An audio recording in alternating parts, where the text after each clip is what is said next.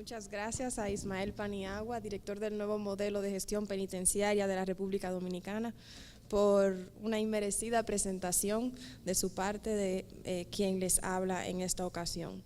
Expertos, autoridades, amigos presentes y que nos escuchan a distancia y sobre todo queridos estudiantes, razón de ser de este encuentro, agradezco su tiempo y su atención, así como la inmerecida dicha de seguir en turno a quien me precedió en el uso de la palabra y el podio, titular de nuestra más sincera admiración y profundo respeto, don Elías Carranza. En esta intervención abordaremos 3 ítems a modo de estudio de casos con el objetivo de extraer de ellos lecciones valiosas para la prevención de la reincidencia. El principal criterio de selección de los 3 puntos a desarrollar ha consistido en que los temas a tratar o su enfoque no pertenezcan al grupo de aspectos tradicionales de las causas de la criminalidad y las formas de prevenirla. Es entonces la intención de los miembros de esta comunidad científica de nuevas generaciones, como es el caso de quien les habla, explorar nuevas aristas y abordar aquellos puntos en los que quizás nos hemos detenido menos, con la finalidad de traerlos también al centro del diálogo técnico. En ese sentido, los casos a abordar versan todos sobre el punto exacto de intersección entre democracia y criminalidad. El primer ítem que estudiaremos es el relativo a la delicada labor de balancear la política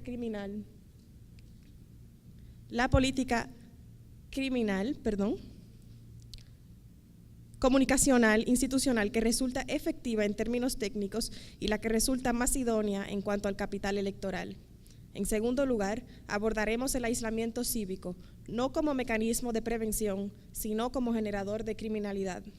En tercer y último lugar, veremos la correlación directa entre elecciones, cambios de gobierno y violencia, así como la relación entre polarización política y factores que inciden en el aumento de la criminalidad. Veamos. Como mencionaba, el primer ítem que estudiaremos es el relativo a la delicada labor de balancear la política comunicacional institucional que resulta efectiva para impulsar las reformas penitenciarias y la prevención terciaria o prevención de la reincidencia, y por otra parte la que resulta más idónea en cuanto a capital electoral. En la región, los escenarios políticos y criminógenos, aunque distintos en cada país, sugieren tener algo en común. Esto es muy importante. La narrativa de mano dura es popular entre los electores, representa un discurso de capital político importante, pero aleja a las autoridades de las verdaderas soluciones al tema de la prevención, de la reincidencia y la dignificación penitenciaria. Al prometer cárcel para las personas en conflicto con la ley penal o penas más severas y extensas, lo que las autoridades realmente incitan es al abarrotamiento de los centros penales, al hacinamiento, al colapso del sistema judicial penal y a otros males similares que han dificultado el proceso de reforma y prevención en numerosos países alrededor del mundo. Es que, amigos presentes, no se puede predicar la sana convivencia hablando de venganza. Basta notar que acerca de la prevención del delito y la reforma criminal se ha hablado mucho y se ha hablado siempre, y con razón, porque el tema de la criminalidad es uno que destruye familias, termina vidas a destiempo y dificulta el desarrollo social. Sin embargo, tanto haberlo hablado, tantos expertos, tanta literatura, y el problema sigue siendo un fuerte dolor de cabeza para los gobiernos y la sociedad. ¿Será que no hemos hablado lo suficiente? ¿Será que no nos entendemos? No. El problema no se encuentra en qué tanto hablemos, ni si nos entendemos, sino cómo hablamos el tema de la política criminal. Es posible que la pregunta correcta sea: ¿qué estamos fomentando con el lenguaje y las ideas que utilizamos para comunicar nuestra lucha contra la criminalidad? Las probables respuestas no son alentadoras. Puntualmente, cabe destacar los efectos de las tough on crime narratives o narrativas de mano dura, consideradas como uno de los muchos factores responsables de las dificultades de la reducción del crimen. En ese sentido, los discursos de mano dura, liderados por autoridades y miembros de la sociedad civil, desincentivan, por razones evidentes, el muy necesario uso de medidas alternativas a la prisión, dificultan la aceptación social de la persona en conflicto con la ley criminal y, por tanto, su reinserción social, contribuyendo así a situaciones que afectan negativamente la prevención primaria y secundaria, tales como el desmembramiento del núcleo familiar y la laceración del tejido social. Asimismo, disminuyen la prevención terciaria, incentivando el hacinamiento penitenciario y dificultando la rehabilitación y la prevención de la reincidencia. A los escépticos del impacto de la comunicación política, pública e institucional en el tema de la criminalidad, sería importante recordarles cómo los cambios de narrativa pública y de líneas comunicacionales centrales han contribuido a cambios importantes en lugares en los que el tema de la criminalidad es uno de tristes resultados. Este es el caso, por ejemplo, del estado de California, en los Estados Unidos de América, caracterizado por la terrible situación de encarcelamiento masivo, una política criminal que en muchos aspectos y en simples términos se ha encontrado en una situación completamente fallida. Aunque el estado de California sigue enfrentando grandes retos, la aprobación mediante voto democrático en referéndum de la Proposición 47 o Proposition 47 el 4 de noviembre de 2014 logró un cambio importante. El uso de medidas alternativas a la prisión en casos de infracciones menores en uno de los estados de mayor encarcelamiento masivo, con cifras comparables a los peores casos del mundo. La campaña que hizo posible este gran paso se centró principalmente en atacar la narrativa de mano dura y explicar los beneficios de abordar el tema criminal desde otro discurso y aproximación. La efectividad del cambio comunicacional, la transición de mano dura a sistema criminal humano y efectivo, ha sido considerada una de las razones principales por las que casi el 60% de los electores votaron para aprobar la positiva iniciativa que requería apoyo democrático de conformidad con la normativa vigente. Este caso, al igual que muchos otros ocurridos alrededor del mundo y de los que la comunidad internacional ha sido testigo, comprueba que una política comunicacional correcta sobre el tema de la criminalidad puede liderar cambios que no podrían lograrse bajo la tóxica narrativa de mano dura. Pero quizás aún más interesante, esto podría sugerir que con la debida concienciación y educación sobre los temas relativos a los fenómenos criminales, podríamos lograr que lo electoralmente viable sea también lo idóneo para el sistema de lucha contra el crimen. Después de todo, señores, la Proposición 47 de California fue aprobada mediante elecciones democráticas en referéndum y ganó. En ese sentido, América Latina, en su imperiosa necesidad por una reforma criminal integral, necesita acercarse a las nuevas preguntas acerca de cómo nuestros liderazgos comunican las preocupaciones sociales sobre el tema y qué generan en el público con las narrativas que hasta ahora se han venido utilizando sin efectividad en una parte significativa de nuestras comunidades. Así las cosas, la región más desigual de todo el mundo podría reconocer que le ha fallado a muchos de sus miembros en sus promesas de igualdad de oportunidades y protección pública, para confesar el mal criminal que nuestras débiles políticas públicas han hecho pesar sobre la población latinoamericana. No basta, nunca bastaría, pero es un comienzo fresco con el que podríamos detallar y ejecutar un plan comunicacional no vengativo, bien desarrollado, alineado a las mejores prácticas y que pueda ser facilitado a los líderes de la región y de los países que la integran, con el fin de que su liderazgo y comunicación pública no incentive los fenómenos negativos arriba descritos y que dificultan la prevención y el tratamiento y se constituyan, por tanto, en verdaderas plataformas a favor de la reforma criminal más positiva y tan necesitada por nuestra región. Similarmente, sería de esperarse la elaboración de programas de capacitación acerca de cómo comunicar el tema criminal y los efectos de las narrativas de mano dura. Estos programas permitirán el adecuado entrenamiento de figuras de autoridad y liderazgo de nivel intermedio y alto, a la vez que servirían de base para la educación universitaria sobre criminología y el renovado influjo académico de la disciplina de la comunicación en sus temas más actuales, así como para promover mayor y mejor conciencia social acerca de que, hablando de venganza, como mencionaba anteriormente, no se predica la sana convivencia. En similar sentido, el segundo ítem sugiere que, al igual que la narrativa de venganza, algunos tipos de aislamiento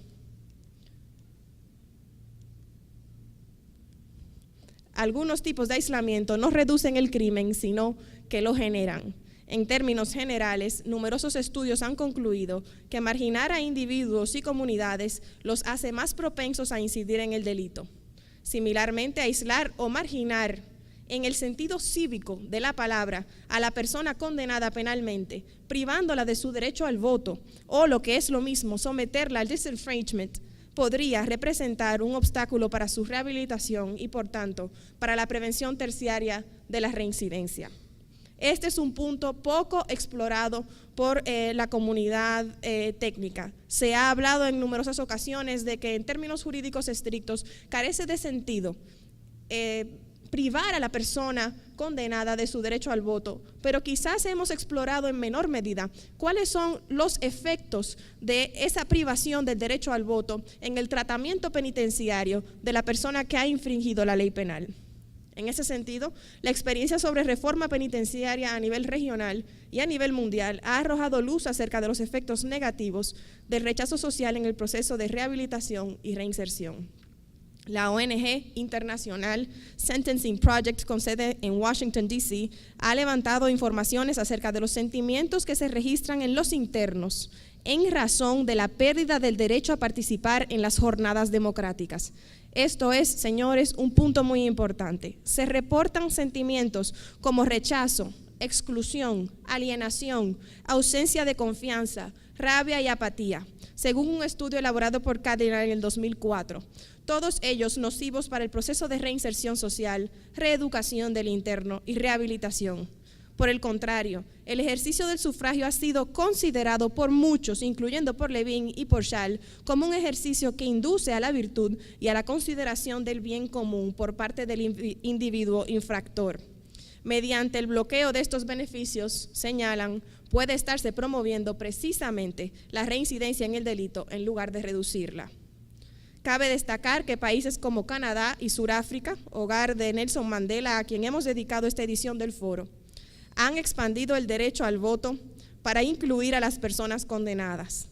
En la sentencia Sauvé, la Suprema Corte canadiense estableció que negar a los ciudadanos el derecho al voto niega la base de la democracia legítima.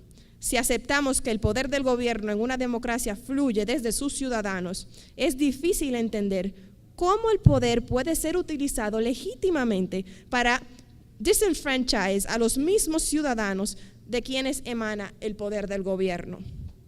Similarmente, la Corte Constitucional de Sudáfrica declaró en 2004 que las normas relativas a esta privación de derecho al voto y el derecho a ser elegido de los condenados resultaban carentes de validez y contrarias a la Constitución, ordenando que se garantice el derecho al voto de toda persona privada de libertad que cumpla con los requerimientos necesarios para el ejercicio del sufragio. Es justo señalar entonces que despojar a una persona de su derecho al voto es una práctica muy antigua, ya obsoleta, que carece cada vez más de fundamento, cuyo peso ha caído siempre sobre los hombros de la persona condenada penalmente. De hecho, todo parece indicar que en muchos países de nuestro continente y del mundo, estar preso y haber sido olvidado, tal y como se definía la práctica que dio origen a esto, llamada timoria en la antigua Grecia, ha significado lo mismo por ya demasiado tiempo. No queremos con ello negar los esfuerzos recientes que se han realizado, sobre todo en América Latina, para mejorar la calidad de vida de los internos en las prisiones del continente. No obstante, el problema del abandono y la indiferencia en la que se encuentran sometidos los internos de nuestra región y del mundo no se resuelve del todo, mejorando solamente en aquellos aspectos en los que es evidente que el ordenamiento jurídico exige una atención y un seguimiento de mayor calidad. Debe plantearse la cuestión de si el ordenamiento que rige la vida de la persona privada de libertad es verdaderamente justo. Lo siguiente es muy importante, al menos en un aspecto, el relativo al derecho al sufragio. Todo indica que no es justo porque, y esto es lo más grave, ni siquiera es completamente legítimo. El sufragio no puede considerarse universal aún y para ello habría que continuar por el camino de las extensiones al derecho al voto. En fin, apostamos a que el abuso carcelario y las democracias pálidas queden atrás, en otro mundo y en otros tiempos. Es necesario que la historia se siga escribiendo, que mañana se relate la crónica de las democracias y del derecho al voto y se diga, primero, votaban los hombres propietarios, luego, todos los hombres sin importar su condición económica. Eventualmente, se ganó la batalla por el sufragio femenino y posteriormente se alcanzó, ahora sí, el sufragio universal, permitiendo que la persona condenada penalmente participara en los procesos democráticos en los que resultarían electos sus representantes, los mismos que emitirían legislaciones y políticas públicas que regirían su vida aún tras las rejas de la penitenciaría. Con ello, estamos seguros se fortalecerán nuestras democracias y se prevendrán los síntomas psicológicos que alertan la reincidencia criminal, tal y como mencionábamos anteriormente. El tercer y último ítem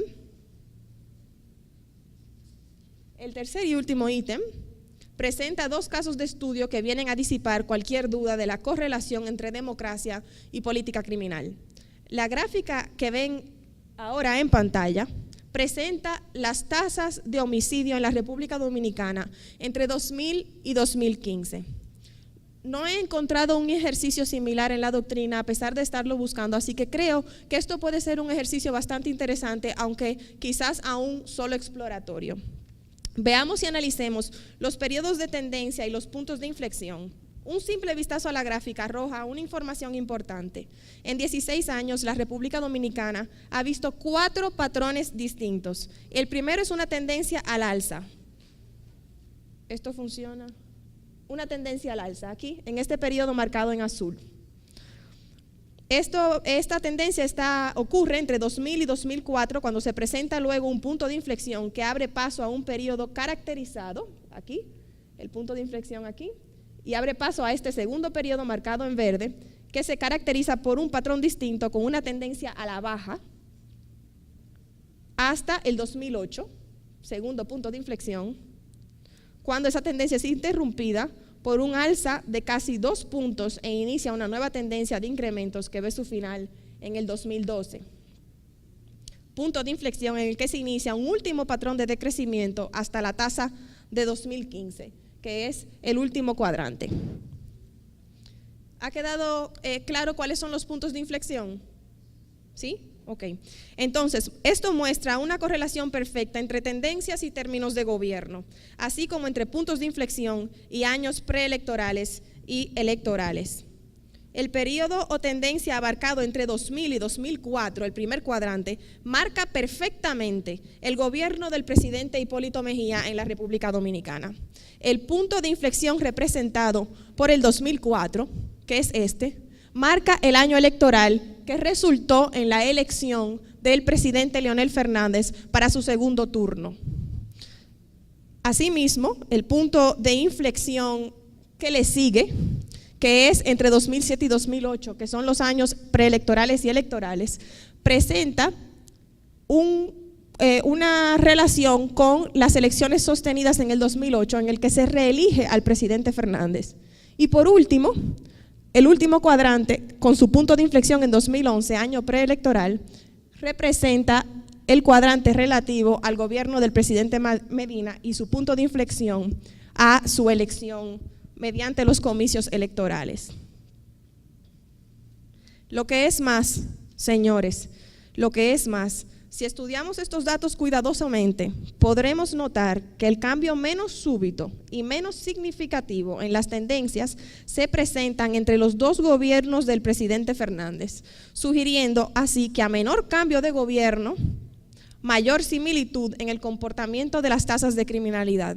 Naturalmente, esto se debe a la continuidad de una política pública, pero al variar la política pública de cada gobierno, la tasa de criminalidad entonces se encuentra inestable y no en una baja continua, aunque no perfecta, como nos gustaría.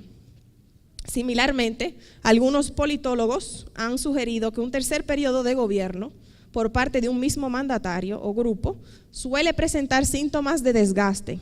Si miramos el tercer gobierno del presidente Fernández, que es el cuadrante naranja, sería el tercer gobierno del presidente Fernández, aunque aquí solo hay 2, él tuvo un gobierno entre el 96 y 2000 que no se presenta en la tabla. Entonces, si lo miramos, podemos constatar que tras haber logrado una tendencia de baja sostenida en los años anteriores, el gobierno no logró mantenerlo en una tercera gestión.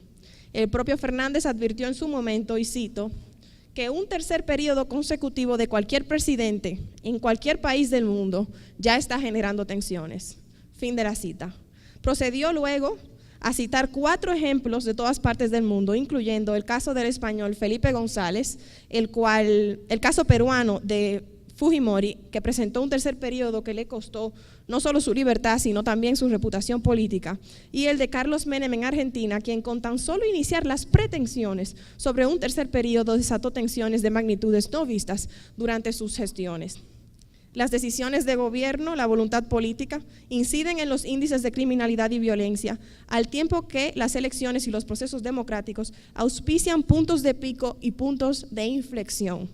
Lo que es más, esas tensiones a las que nos referíamos al abordar lo relativo a los terceros periodos presentan otra realidad importante que no siempre responde a los temas relativos de un tercer término.